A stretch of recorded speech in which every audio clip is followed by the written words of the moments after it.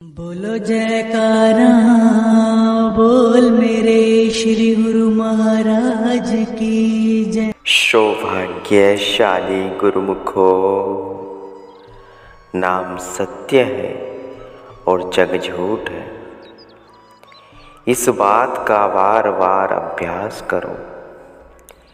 श्री सद्गुरुदेव की शरण और उनकी कृपा के अतिरिक्त चाहे तुम सब वेद शास्त्र कंठस्थ कर लो, तब भी शांति नहीं प्राप्त हो सकती।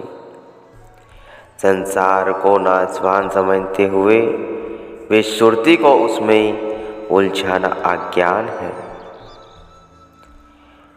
निर्धनता में भी संतोष और धैर्य करो, क्योंकि तुमसे कोई अधिक निर्धन होंगे।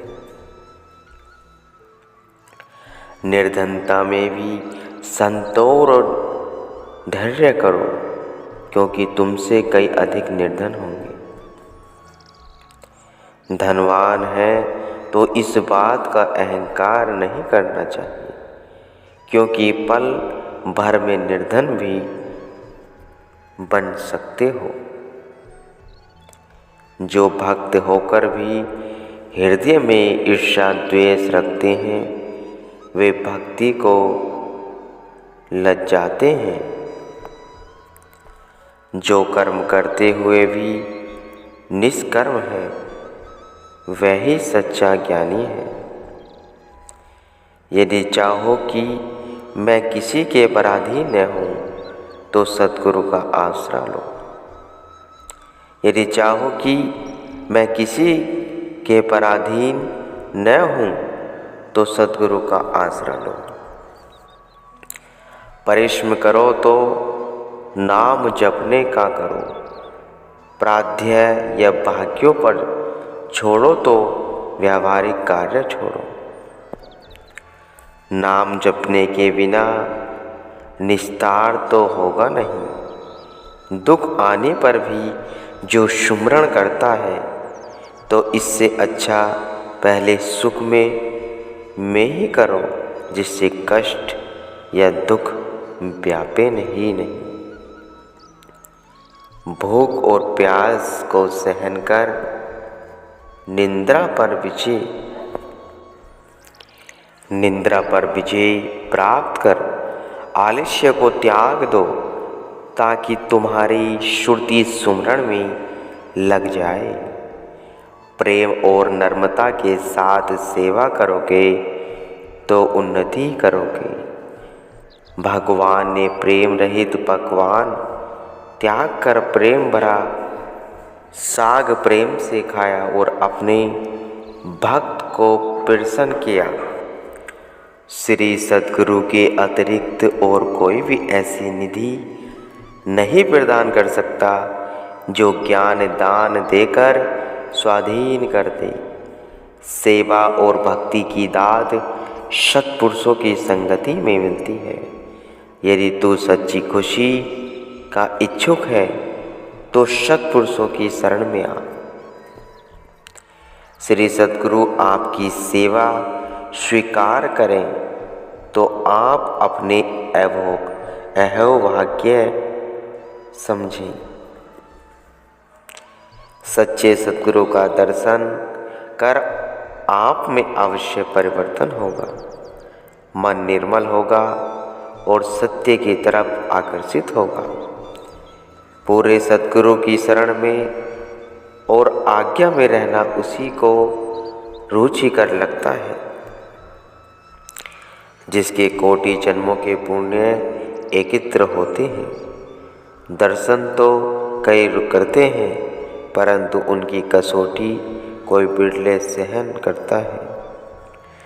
श्री सद्गुरु की आज्ञा का शस्त्र लेकर जो मन को मारे, वही सेवक है। जैसे समुद्र में लहरें उठते हुए भी जहाज में बैठा हुआ व्यक्ति आनंद से समय व्यतीत करता है, वैसे ही मन में तरंगे उठते हुए भी गुरु शब्द अभ्यासी आनंदमय जीवन व्यतीत करता है। हे सेवक, तुम भक्ति के लिए दुख सुख मान अपमान सर्दी गर्मी भूख प्यास संतोष सहन करे लो तो सद्गुरु की प्रसन्नता पाओगे। तुम बिल्कुल निर्बंध होना चाहते हो तो गुरु आज्ञा के बंधन में स्वयं को नियंत्रित रखो। मन के दर्पण को गुरु शब्द से स्वच्छ करोगे तो हृदय के भीतर सद्गुरु के दर्शन होंगे। सद्गुरु अगर कभी बाहर से कठोरता का व्यवहार करते हैं तो अंदर से उनकी कृपा का हाथ भी साथ होता है। जिसका मन संसार के पदार्थों में उलझा हुआ है वह संसारी है, और जिसका मन श्री सद्गुरु के चरणों में लगा हुआ है वह संस्कारी है। तुम मालिक से रिद्या सिद्धियां मत मांगो, केवल सच्चे सद्गुरु की याचना करो, उससे सब कुछ उपलब्ध हो जाएगा। यदि तुम सद्गुरु की आज्ञा अनुसार सेवा में संलग्न हो तो सुमरण सहज स्वभाव होता रहता है। सत्संग मूढ़ से मूढ़ मनुष्य को भी मनुष्य तत्व का बख्श देता है। जो समय की कदर नहीं करता वह मानव भाग्य को ठुकराता है। तुम्हें जो कभी मालिक ने तुम दुख भेजे हैं तो परेशान मत हो, यह निश्चय कर जानो कि उनमें कोई हित ही निहित होगा। शब्द अभ्यास को आंतरिक जागृत होने के कारण जड़ पदार्थों के झकोले चलायमान नहीं कर सकते। प्रतिदिन मालिक के चरणों में प्रार्थना करो तो सफलता प्राप्त होगी, बुद्धि में प्रकाश होगा और सत्कर्म की शक्ति उपलब्ध होगी। प्रतिदिन मालिक के चरणों में प्रार्थना करो तो सफलता प्राप्त होगी, बुद्धि में प्रकाश होगा और सत्कर्म की शक्ति उपलब्ध होगी। जो भक्त सच्चे मन से भगवान का सुमरण करता है, भगवान भी उसे एक पल नहीं भूलते हैं। जब तुम्हें पूर्ण विश्वास हो जाएगा कि मालिक मुझसे एक क्षण भी विलग नहीं है तो तुम्हें भय कदापि नहीं व्यापेगा। प्रभु सर्वव्यापी हैं और उन्हें गुरु मुक्ता से ही प्राप्त कर सकते हैं। सार्थक से सार्थक धन वही है जो पदार्थ में व्यय किया गया है। अगर बरकत या बख्शीश चाहो तो नर्मता सही सद्गुरु की सेवा करो। सत्पुरुषों की वाणी अकाल पुरुष की आज्ञा समझ शिरोधार्य करो। आज्ञाकारी सेवक सद्गुरु को सबसे अधिक प्रिय है। रामायण में लिखा है, मोहे सेवक सम प्रिय को हो नाही। दुनिया में रहो मगर दुनिया को अपने मन में मत रहने दो। दूसरों की बुराइयों को विस्मृत कर दो। प्रत्येक हृदय में हरि है, इसलिए प्रत्येक से सद्व्यवहार करो। गुरु भक्ति के लिए नरक है ही नहीं। लोक परलोक में अगर सम्मान चाहते हो तो गुरु शब्द से मन को जीतो। सत्संग से अंधा भी आंखों वाला हो जाता है, अर्थात उसके दिव्य चक्षु खुल जाते हैं। कुसंग नेत्र वालों को भी नेत्रहीन बना देता है। अर्थात अज्ञानता का पर्दा उसके नेत्रों पर आ जाता है। जो समय साध संगति में व्यतीत हो उसे ही सफल व सार्थक समझना चाहिए। आलस्य और वाद विवाद परमार्थ के मार्ग में शत्रु के तुल्य है। मृत्यु को सदैव स्मरण रखना चाहिए। मन को सुमरण में और इंद्रियों को सेवा में संलग्न रखो।